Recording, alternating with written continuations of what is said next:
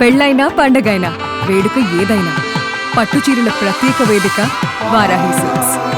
నమస్తే, నేను Keshav. Welcome to Suman TV.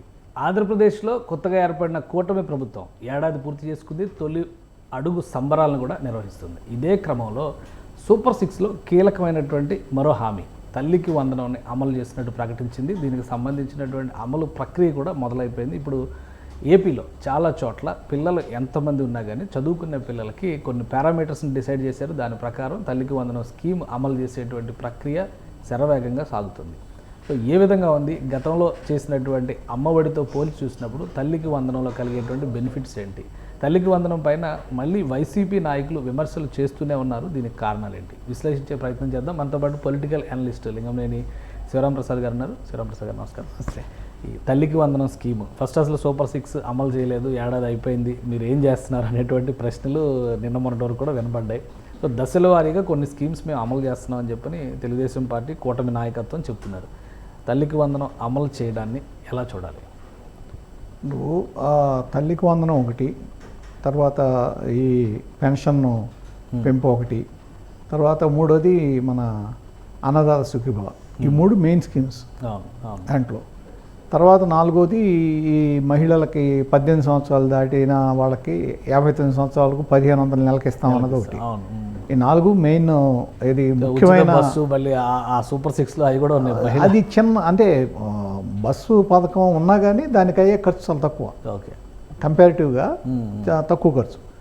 అయితే ఇక్కడ ఏమైందంటే ఇప్పుడు మీరు ఫస్ట్ ఇది ప్రభుత్వం ఏర్పడిన వెంటనే పెన్షన్స్ అయితే పెంచేశారు. 4000 పెంచారు. అంతకుముందు 3 నెలలు కూడా కలిపేసి 7000 ఇచ్చారు. ఇవాళ జరుగుతుంది 34,000 కోట్లు గత సంవత్సరం ఖర్చు పెట్టారు దానికోసం. కాకపోతే ప్రభుత్వం ఎట్లా ఉంది, లేకపోతే ఆదాయం ఎలా ఉంది, ఇవన్నీ ఎవరు చూడరు కదా. మీరు హామీ ఇచ్చారు ఎందుకు ఇవ్వలేదనే కదా. ఒకవేళ ఆర్థిక పరిస్థితి ఎలా ఉందంటే ఇది తెలిసి కూడా మీరు ఎందుకు హామీ ఇచ్చారంటారు. సరే, దాని మీద ఇప్పుడు మీరు అన్నట్టే ఇందాక వైసీపీ వాళ్ళు బాగా విమర్శలు చేశారు. జగన్మోహన్ రెడ్డి గారు అయితే అమ్మ నీకు 15 వచ్చింది 15 వచ్చింది అని కూడా అడిగారు. ఇది వారం క్రితమే అనుకుంటాను, వారం 10 రోజుల క్రితమే. సరే, ఇది ఈ స్కీమ్ అమలు చేయడానికి వాళ్ళ ఇప్పుడు నిన్న 12వ తారీఖు అమలైంది. జగన్మోహన్ రెడ్డి గారు గతంలో 42 లక్షల చిల్లర ఇచ్చారు మొత్తం అందరికి కలిపి. ఇంటికి ఒకళ్ళకే 15,000 కాడికే ఇచ్చారు. దాంట్లో 2,000 మామూలుగా స్కూల్స్కి అట్లా తీసి 13,000 ఇచ్చారు. అవును. ఇవాళ 67,27,000 మంది పైగా ఇచ్చారు. ఇంట్లో ఎంతమంది ఉంటే అంతమందికి ఏ హామీ ఇచ్చారో అదే హామీ నెరవేర్చారు. నలుగురు ఉంటే కూడా 52,000 పడినాయి. 8,000 కలెక్టర్ అకౌంట్స్లోకి వెళ్ళిపోయింది. దాని మీద కూడా మీరు అన్నట్టు ఇది బటన్ నొక్కారు కానీ పడదన్నారు. అంటే వాళ్ళ గత అనుభవాలు కదా ఇవి. బటన్ నొక్కిన తర్వాత పడని అనుభవాలు ఉన్నాయి. అంటే గతంలో బటన్ నొక్కితే పడిపోద్ది, పడని సందర్భాలు కూడా ఉన్నాయి చాలా ఉన్నాయి కదా. ఓకే, అవి కనపడినాయి కదా. నరేంద్ర మోడీ గారు ఇచ్చిన రైతు భరోసా కూడా బటన్ ఈయన నొక్కేవాడు కదా. సెంట్రల్ గవర్నమెంట్ ఫండ్ కూడా ఇక్కడే నొక్కేవాడు. అదే అంటే తెలిసి కూడా చేసే పనులు అటువంటి. ఇక్కడ ఈ విషయానికి వచ్చేటప్పటికి ఏమైందంటే నిన్న ఏదో అన్నారు, సరే ఒక 24 గంటలు అనటానికి ఓకే ఆనందపడ్డారు. కానీ వరుసనే అందరి ఖాతాల్లో జమ పడతాం మొదలైనవి. దానికి ఇప్పుడు ఇవాళ ఏదో నెంబర్ కూడా ఇచ్చారు. ఒకవేళ పడకపోతే ఏ విధంగా చెక్ చేసుకోవాలి, దాన్ని కాల్ సెంటర్ నెంబర్స్ ఇవన్నీ ఇచ్చారు. సో అంటే 8,745 కోట్లు ఎంత కదా. మిగిలినదేమో కలెక్టర్స్ అకౌంట్లోకి వెళ్ళిపోతుంది. ఈ మొత్తం పడుతుంది అనేది ఇవాళ తెలిసింది. కాకపోతే ఏమంటున్నారు, ఇంకా 30 లక్షల మందికి ఎగ్గొట్టారంటున్నారు. అసలు ఎక్కడున్నారు 30 లక్షల మంది? మనకున్న దీని ప్రకారం 79,80,000 ఎంతమందో ఉన్నారు స్టూడెంట్స్, మొత్తం స్టూడెంట్స్ చదువుకునేవాళ్ళు 10వ తరగతి లోపు, 6వ తరగతి నుంచి 10వ తరగతి వరకు. అయితే 6వ తరగతి 10వ తరగతి అడ్మిషన్లు కానీ దాని ఇది కానీ ఇంకా లేట్ అవుతుంది. ఆ అడ్మిషన్ అయిన తర్వాతే కదా పడేది. ఆ 2 క్లాసులని తీసేయాలి. తర్వాత ఇప్పుడు ఈ బీపీఎల్ కాకుండా అందరికి ఇవ్వరు కదా. ఏ స్కీమ్ అయినా సరే ఇది అదే కండిషన్స్ పెట్టారు కదా క్లియర్గా. ఆ కండిషన్స్ 10 ఎకరాల లోపు ఉన్నవాళ్ళు, నెలకి 10,000కి మించి ఆదాయం లేని వాళ్ళు, సో అవి జనరల్ ఆదాయం అవును ఆ కండిషన్స్ అన్నీ కూడా ఇదివరకు ఉన్నాయే. సేమ్ పాత కండిషన్స్ ఇప్పుడు పాత కండిషన్సే దీనికి కూడా ఇంప్లిమెంట్ చేస్తున్నారు. కొత్త కండిషన్లు ఏం లేవు దాంట్లో. ఓకే ఓకే ఆ పాతయే దీంట్లో ఇంప్లిమెంట్ చేస్తున్నారు. కాకపోతే ఒక ఫెసిలిటీ ఏంటంటే ఎంతమంది అన్నా ఇస్తారు. ఓకే. సో అంటే అప్పుడు నలుగురు పిల్లల్లో చదివిస్తే ఒక్కరికి మాత్రమే ఇచ్చేవాళ్ళు, ఇప్పుడు నలుగురిని చదివిస్తే నలుగురికి వస్తుంది. ఇప్పుడు దీని ఎఫెక్ట్ ఏంటంటే రేపు స్కూల్స్కి మీకు దాంట్లో చదివేవాళ్ళు ఎన్రోల్మెంట్ పెరుగుతుంది. ఏదైతే ఇదివరకు అనుకున్నారో స్కూల్ ఎన్రోల్మెంట్ పెరగాలని అది పెరుగుతుంది. ఓకే. సో మధ్యాహ్న భోజన పథకం ఒకటి స్కూల్ ఎడ్యుకేషన్లో కొన్ని ముఖ్యమైనటువంటి రిఫార్మ్స్ ఈ గవర్నమెంట్ వచ్చిన తర్వాత మధ్యాహ్న భోజన పథకం, అలానే స్కూల్స్ని ప్రయోగశాలలుగా మార్చేటువంటి ప్రయత్నం, ఇంకోవైపు నుంచి ఈ సపోర్ట్ ఇవ్వడం వలన ఎన్రోల్మెంట్ పెరిగేటువంటి ఛాన్సెస్, అలానే గవర్నమెంట్ స్కూల్స్కి ప్రైవేట్ స్కూల్స్కి ఈ డిఫరెన్స్ చాలా కాలంగా పెరుగుతూ వచ్చింది. సో దాన్ని తగ్గించేటువంటి అవకాశం ఉంటుందా? అసలు మీరు నిజంగా చూస్తే గవర్నమెంట్ స్కూల్స్లోనే మీకు బాగా మెరిట్ వాళ్ళు వచ్చేది అక్కడి నుంచే. ఓకే. చూడండి, ఏదంటారు మట్టిలో మాణిక్యాలు అంటారు చూసారా, వాళ్ళు వచ్చేది ఎక్కువ. ఇప్పుడు ఇదివరకు మనం చూసాం ముత్యాల రాజు అని ఒక ఆయన ఐఏఎస్ పలికారు, రేవు ముత్యాల రాజు. ఆయన ఎక్కడి నుంచి వచ్చాడు? స్కూల్ నుంచే కదా, గవర్నమెంట్ స్కూల్స్ నుంచే కదా. ఐపీఎస్ అయి తర్వాత కలెక్టర్. అంటే ఇక్కడ ఎడ్యుకేషన్ సిస్టమ్ మీద ఆటలాడుకోకూడదు ఎవరు. ఎడ్యుకేషన్ సిస్టమ్ని ఒక పద్ధతిగా తీసుకెళ్ళాలి. గతంలో ఇప్పుడు అదే తప్పు చేశాడు జగన్మోహన్ రెడ్డి గారు. ఏంటంటే దాంతో ఆటలాడాడు. ఎడ్యుకేషన్ మిగిలిన దాన్ని ఎట్లాగా చూశారో ఈ విద్యా వ్యవస్థను కూడా ఆ విధంగా చూశారు. నార్మల్గా విద్యా వ్యవస్థలో సంస్కరణ తీసుకురావాలంటే సంవత్సరాల తరబడి ఆలోచించి దాని మీద రీసెర్చ్ చేసి ఏది బెటర్ ఆలోచించి చేస్తారు. దానికి సంబంధించి ఏంటంటే విద్యావేత్తలు వాళ్ళందరూ ఒక టీముని ఏర్పాటు చేసి వాళ్ళ ద్వారా అభిప్రాయాలు తీసుకుని చేస్తారు. కానీ సిబిఎస్ఈ అని ఐబీ అని ఇట్లా కుర్రాళ్ళు చదివేటప్పుడు మీరు ఇమ్మీడియట్గా తెలుగు మీడియంలోంచి ఇంగ్లీష్ మీడియంలోకి వెళ్ళమంటే వెళ్ళలేరు కదా. ఏం చేస్తారు? వెంటనే మీడియం మార్చేస్తే జడిసి చదువు మానేస్తారు, లేకపోతే రిజల్ట్ రాదు. ఇవన్నీ దానికి ఎడ్యుకేషన్ సిస్టంలో ఏం చేయకూడదో దాన్ని చేసాడు ఆయన. ఓకే.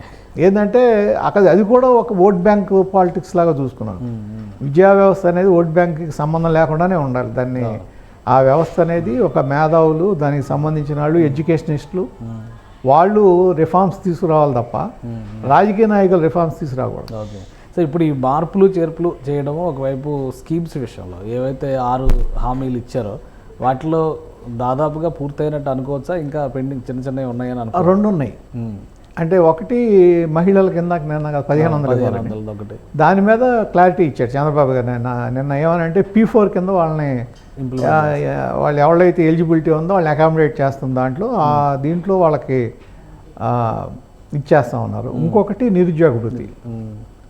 ఈ 2 డైరెక్ట్ క్యాష్ బెనిఫిట్స్. అంటే నిరుద్యోగ వృత్తి అంటే ఏమంటున్నారు? ఇప్పుడు స్కిల్ సెన్సెస్ మొదలెట్టారు కదా, ఆల్రెడీ మంగళగిరి అక్కడ పైలట్ ప్రాజెక్ట్ చేశారు.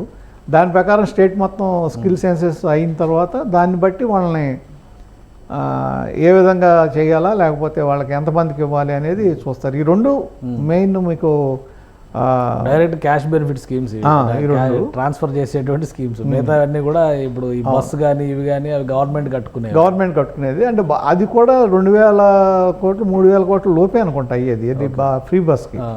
అది మొత్తం అంతా తిప్పరు కదా, విత్ ఇన్ ది డిస్ట్రిక్టే కదా. డిస్ట్రిక్ట్ అంతే. అవును. సో ఇప్పుడు 1 year కంప్లీట్ అయింది. 1 year సెలబ్రేషన్స్ అనుకున్నారు. విమాన దుర్ఘటన నేపథ్యంలో సరే క్యాన్సిల్ చేశారు, పక్కన పెట్టారు. ఈ 1 year పర్ఫార్మెన్స్ పరంగా చూస్తే ఇచ్చినటువంటి హామీలు, అమలు చేసినటువంటి హామీలు, ఈ రెండింటిని ఎలా బేరీజ్ వేసి చూడొచ్చు మనం? బాగా ఇచ్చినట్టు. అవును.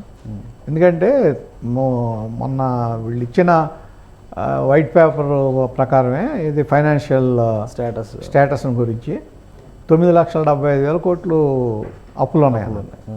అంటే దాదాపు మీకు 60,000 కోట్లు, 55 నుంచి 60,000 కోట్లు రీపేమెంట్కి కానీ వడ్డీలకు కానీ సరిపోతుంది వచ్చిన ఇన్కమ్ సోర్స్ పెరగటానికి ఇంకా పెరగల. అదే ఇప్పుడు పోలవరం అయిపోయింది అనుకోండి, దాదాపు 1,00,000 కోట్లు మనకి జీడిపిలో ప్లస్ వచ్చేది. అది రాకుండా అది జరగల. అమరావతి కంటిన్యూ అయ్యి ఉంటే మీకు ఒక 30,000-40,000 కోట్లు వర్క్ జరుగుతుంది అనుకోండి. దాంట్లో నుంచి కూడా క్యాష్ ఫ్లో జరుగుతుంది, జీడిపికి యాడ్ అవుతుంది. ఇవన్నీ ఉంటుంది కదా. మన ట్యాక్స్ రిటర్న్స్ వస్తాయి. ఇవన్నీ ఆగిపోయింది. అది ఏది ఆ ఇసుక విధానం వలన అసలు మీకు టోటల్గా మీకు అసలు కన్స్ట్రక్షనే అయిపోయింది.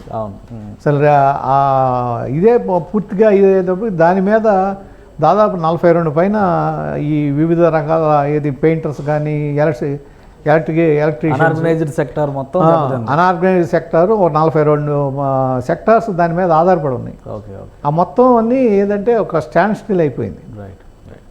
ఇవాళ ఏంటంటే మళ్ళా వీళ్ళు రొటేట్ అవటం మొదలెట్టింది కాబట్టి ఇప్పుడు 48,000 కోట్లు ఎంతో అమరావతికి టెండర్స్ పిలిచారు, ఖరారైనట్టున్నాయి.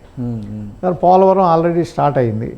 దీనికి తోడు మీకు ఒక ప్రాజెక్ట్స్ ఇది మన ఎంఎస్ఎంఈలు కూడా ఒక ఏర్పాటు ఈ ఎంఎస్ఎంఈ పార్కులు బాగా బెనిఫిట్ అవుతాయి. ఎందుకంటే ఈ ప్రజలకి చిన్నవాళ్ళు కూడా పెట్టుకుంటే 2-3 ఉన్నా కానీ ఒక దానికి ఉపాధి పరిశ్రమలు డెవలప్ అవడానికి ఉపాధి దొరుకుతుంది. ఇవన్నీ సరే మేజర్ ప్రాజెక్ట్స్ తర్వాత ఇంకా ఇవన్నీ కూడా దాదాపు ఇవాళ 9,70,000 కోట్లు ఎంతో ఎంఓయూలు ఉన్నాయి, గ్రౌండ్ అవుతున్నాయి అన్నారు.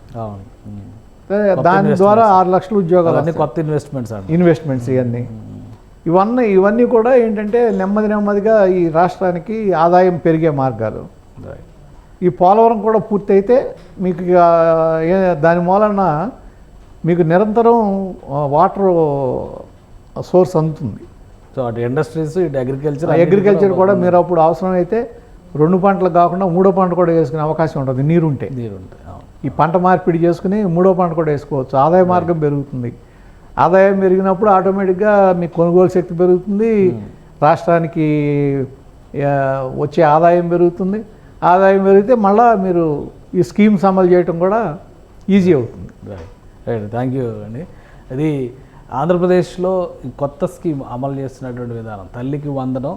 ఒక విధంగా ఈ సూపర్ 6 ఏవైతే ఇచ్చారో గ్యారంటీలు 6 గ్యారంటీలు సూపర్ 6 అనేటువంటి ప్రచారం జరిగిందో వాటిలో ఒక కీలకమైనటువంటి దశ మొదలైనట్టుగా చూడాల్సి ఉంటుంది. ఇంకా ఎన్నికల సమయంలో ఇచ్చినటువంటి ప్రధానమైన మరొక 2 హామీలు పెండింగ్లో ఉన్నట్టుగా కనిపిస్తున్నాయి. వాటికి సంబంధించి కూటమి ప్రభుత్వం ఏ విధంగా ముందడుగు వేస్తుంది అనేది చాలా ముఖ్యమైనటువంటి అంశం అవుతుంది. అలానే అమ్మఒడికి తల్లికి వందనానికి పోలిక చేయడానికి అసలు అవకాశమే లేదు. ప్రభుత్వం తీసుకున్నటువంటి నిర్ణయంలో మొదటి సంవత్సరంలోనే ఇన్ని రకాల లోటుపాట్లు అలానే ఆర్థిక స్థితిగతుల్లో సమస్యలు ఉన్నప్పటికీ కూడా కూటమి ప్రభుత్వం చాకచక్యంగా ముందుకు నడిపించింది.